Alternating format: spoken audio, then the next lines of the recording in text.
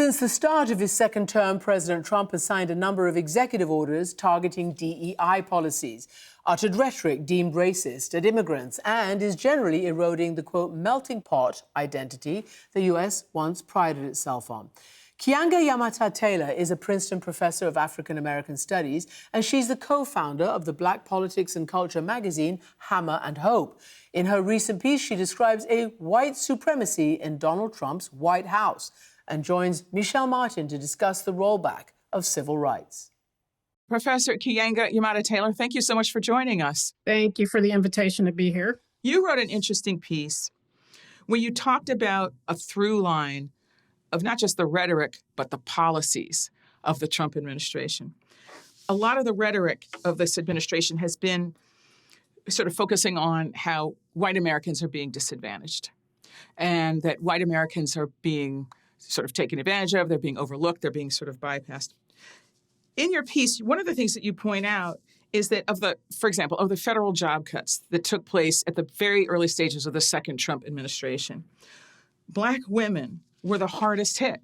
In fact, another essayist who contributes to your magazine pointed out that Black women are the dominant group that lost jobs during that whole job-cutting initiative initiated or headed by Elon Musk. So the first question I had for you is, why is that?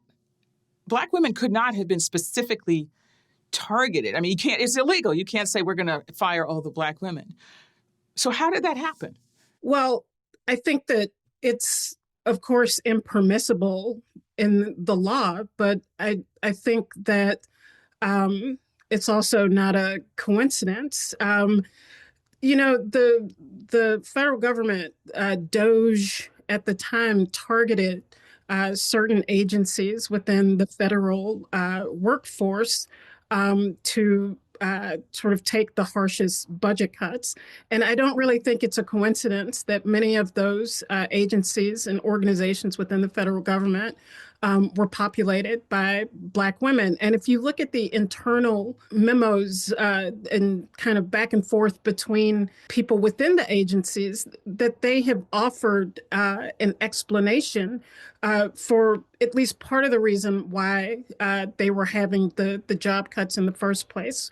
And part of those explanations articulated through these memos was that the federal government for too long had been engaged in equity, anti-discrimination hiring, which to me can be read as a kind of code for the federal government as hiring Black people who are not qualified for these positions. And so I do think that there's some overlap between that idea that the federal government has been engaged in discrimination by hiring Black women and with other actions that were taken within federal agencies, which included dismantling the website that allows the public to monitor who is hired and fired, who works for the federal government as a way to at least look at the distribution of race and gender within the federal workforce. That website was dismantled. There, within these memos that I'm describing, federal people who were involved in the job cuts said not to mention the race or gender of people who were being laid off. So I think that it's not legal, but as we've seen in other aspects of undertakings by this administration, that is not necessarily an impediment to their actions. Just to give the data that you cite in your piece, Black women lost 318,000 jobs in the public and private sectors between February and April of last year. That is when this job-cutting initiative was at its most robust. They were the only major female demographic to experience significant job losses during that period. And as you pointed out, that after the ACLU and other employment lawyers alleged that the Trump layoffs disproportionately singled out federal workers who were not male or white in violation of the Civil Rights Act, the administration, as you just said, took down the website to make it harder to actually track this. You know, one of your colleagues who also writes for the same journal in which you published this piece Natalie Moore pointed out that Black women comprise 6% of the overall U.S. labor force and 12% of the federal labor force.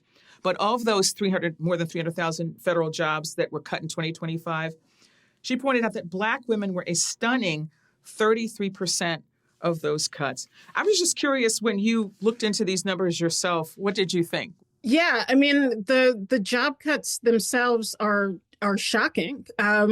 One, just because the federal government has the reason why African Americans in particular have gravitated towards work within the federal government is because of anti-discrimination laws, that this was the kind of last frontier where the civil rights of Black workers would be protected. And to see that just really torn up is shocking. And even within the private sector, a lot of these layoffs have been concentrated in diversity, equity, inclusion fields that have been devastated as a result of the kind of Trump directive to the private sector to get rid of these jobs and to get rid of really the people who populate them. And I think that, it points to a particular way that in this administration, that it's really upwardly mobile Black people, Black professionals that have been in the crosshairs of this administration.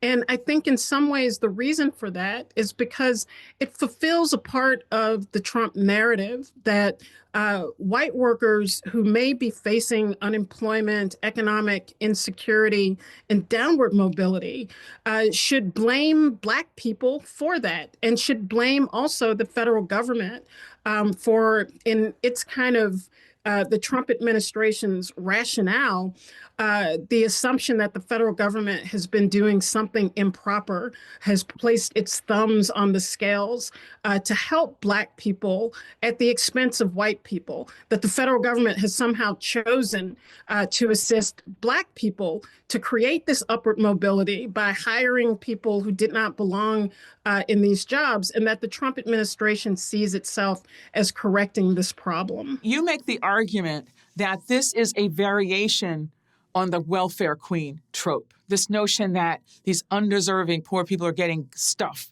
from the government. Tell us what your thesis is.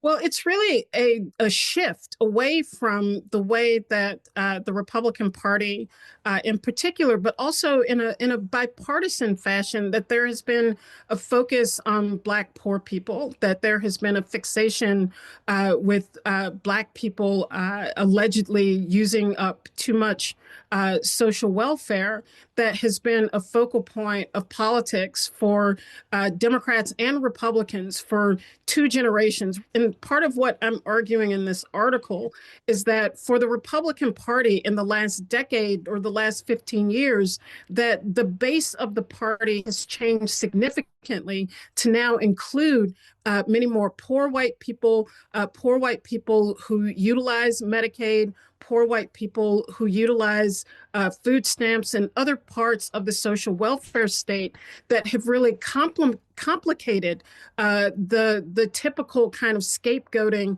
of poor people abusing the welfare system as a political focal point.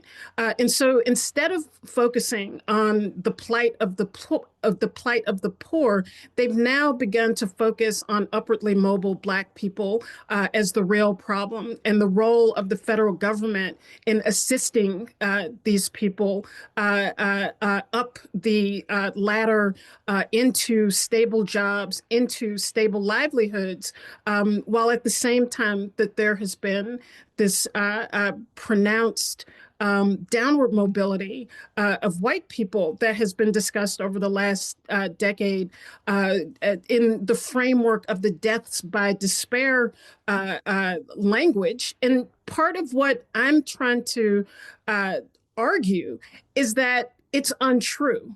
And that if you look at any of the kind of social measures of the quality of life for people in the United States, Black people still come out lower in the social hierarchy than most white people. It doesn't mean that there's not a hardship among white people, just as it doesn't mean that there has not been an expansion of the Black middle class. And over the last 2 generations, the development of a Black political elite or the development of a Black economic elite. But when you look at the sort of average experience of your everyday working class or middle class Black person, and there is not a single industry in which Black people are doing better than white people. Within the housing market, Black housing is valued at less than it is for white people. And every step along the way within these social barometers, Black people come out worse. So the federal government really in trying to promote this argument is engaging in dishonesty, really. I'm not sure if it's the federal government or it's this administration. Right. The president has not made it a secret that he looks with disdain upon the Civil Rights Act. And also has engaged in just sort of cultural language that many people are sort of discourse that people find offensive. I don't need to remind people of that sort of social media post that he shared with the Obama's faces superimposed upon images of monkeys. And of course, his spokesman tried to argue that there were other people who were depicted as zoo animals, but I think that, for African Americans, and I think most people who are paying attention, that obviously evokes some very specific stereotypes. Well, it's much deeper than that. I mean, I think we can say that this administration really has embraced the politics of white supremacy in a very open way, probably in ways that are unheard of in the modern presidency. We'll say more about that because supremacy, because what I read your piece is to indicate that they've embraced a sort of a politics of white victimization. Do you think that that's the same thing, that white people are being victimized by unqualified, unfair systems that are putting them at a disadvantage? So why do you say it's white supremacy? Well, because part of, in their calculation, the problem with that is that white people are superior. And I think that if you look at not just the treatment or discourse around Black people, but the idea that Haitian immigrants are eating cats and dogs in Springfield, Ohio, that Somalian Americans or Somalian refugees can just be dismissed as a fraudulent population, that the entire group engages in fraudulent practices, that the administration on the one hand says that we should look to individual merit as opposed to group rights, and yet constantly disparages groups of people, whether they're Haitian immigrants, whether they're Venezuelan immigrants, whether they are Mexican immigrants or Mexican Americans or Black Americans. And so I think if you look at the rhetoric of the administration, J.D. Vance goes to Turning Point USA and says that white Americans no longer have to apologize for being white in the United States. If you look at the rhetoric and the ways that certain groups are being attacked, if you look at the way that some of the federal agencies are promoting the work of their agencies on social media, the Department of Labor, the Department of Homeland Security, constantly invoking the tropes and imagery of white supremacy, that there is an idea that is motivating some part, I don't think the entire agenda, but some part of it, that Black people and other non-white people are inferior to white people, and that is part of the problem with what they believe has been, at least since the signing of the Civil Rights Act in 1964, is the federal government's role in promoting what they believe to be an inferior group of people.